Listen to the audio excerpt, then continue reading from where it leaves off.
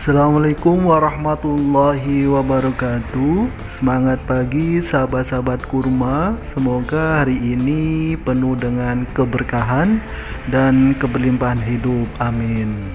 Meningkat di pagi ini ketika jalan-jalan di daerah Panulisan sahabat kurma, tampak terdapat pohon kurma yang tumbuh subur di pinggir jalan ya sahabat-sahabat ya. Akan tetapi ada yang menanyakan, Pak, kok ini pohon kurmanya sudah besar tapi belum berbuah juga, jadi saya harus bagaimana ya? Nah, menanggapi ini sahabat-sahabat kurma, kurma dia tidak berbuah atau tidak berbunga bisa dikarenakan karena mandul ya sahabat-sahabat ya. Jadi kalau sahabat-sahabat punya pohon kurma mandul, apa yang sahabat-sahabat lakukan? Silakan sahabat-sahabat tulis komentar di bawah ini, apa yang sahabat lakukan apabila memiliki pohon kurma yang mandul, yaitu pohon kurma yang tidak berbuah dan tidak berbunga. Setelah sudah dikasih pupuk dan sudah dirawat dengan baik, kok ternyata mandul. Nah, teman-teman silakan tulis komentarnya ya sahabat-sahabat ya, apa yang dilakukan sahabat-sahabat kurma semua. Perlu diketahui sahabat-sahabat kurma, pohon kurma mandul merupakan bukti nyata di Indonesia ya sahabat-sahabat ya, bahwa banyak sekali pohon kurma yang tidak berbuah dan berbunga di Indonesia.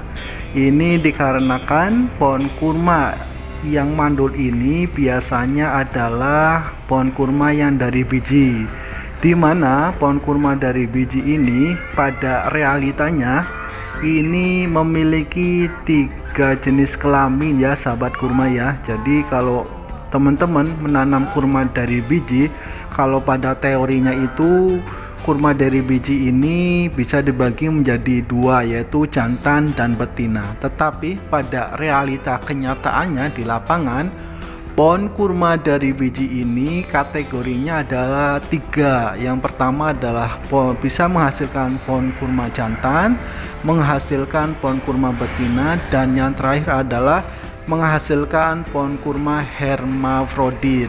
Nah, pohon kurma mandul ini dihasilkan dari jenis pohon kurma yang hermafrodit, yaitu kenapa disebut hermafrodit, karena pohon kurma ini terkadang dia bisa menjadi jantan dan terkadang juga pohon kurmanya bisa menjadi betina.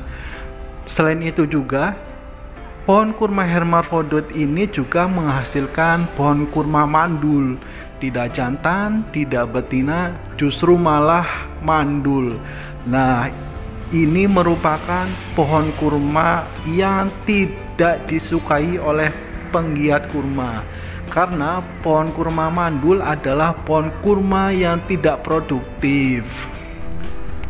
Dengan adanya pohon kurma yang mandul ini, sehingga banyak kalangan awam baik penggiat kurma itu sendiri yang ragu-ragu dalam menanam pohon kurma.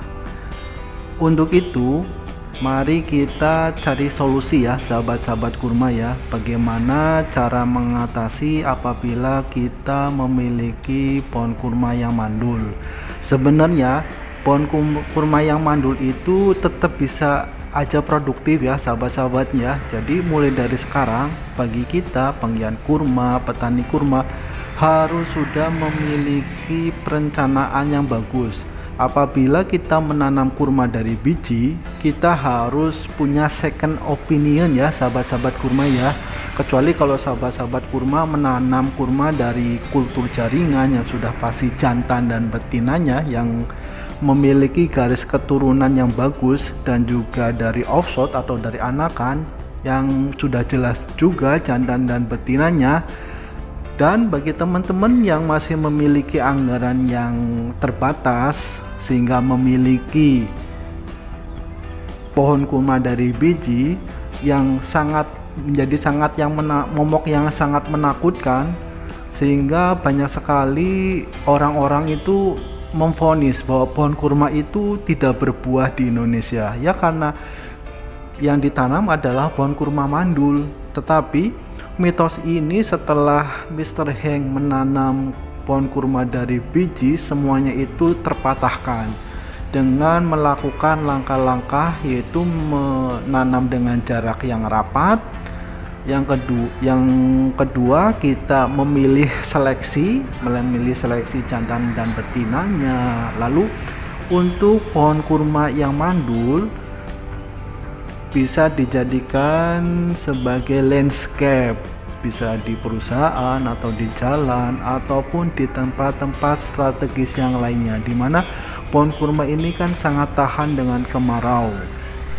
Dan second opinion yang lain adalah apabila kita memiliki pohon kurma yang mandul, maka bisa dilakukan dengan penyadapan, yaitu penyadapan untuk diambil nira kurmanya. Setelah kita punya pengalaman, ternyata pohon kurma dia dalam satu hari 1 kali 24 jam menghasilkan 7 liter ya sahabat kurma ya. Masya Allah, 7 liter nira. Apabila kita olah menjadi gula ya, selama ini kita akan mencoba untuk memproses nira kurma menjadi gula. Untuk sementara ini nira kurma kita peroleh, kita dapatkan belum diproses menjadi gula sudah habis duluan ya sahabat ya, karena rasanya yang nikmat. Emang jarang sekali kita mendapati nira kurma, sehingga ketika panen kita minum aja banyak yang minta, Masya Allah habis. Insya Allah kedepannya kita akan teliti dalam 7 liter akan menghasilkan berapa kilo gula, sehingga memiliki nilai ekonomis yang tinggi ya sahabat ya. Misalkan satu hari dapat 1 kilo gula kurma, sedangkan di pasaran adalah kita asumsikan bahwa gula kaung itu 1 kilo 25.000. Kalau disamakan dengan kurma, maka bisa dipastikan pendapatan pohon kurma yang mandul itu sehari menghasilkan 1 kilo gula, yaitu setara 25.000. Jadi kalau dalam 1 bulan kita nyadap dalam 1 pohon, tinggal dikalikan saja 25.000 dikali 30. Jadi kita bisa mendapatkan penghasilan dari pohon kurma mandul itu 750.000.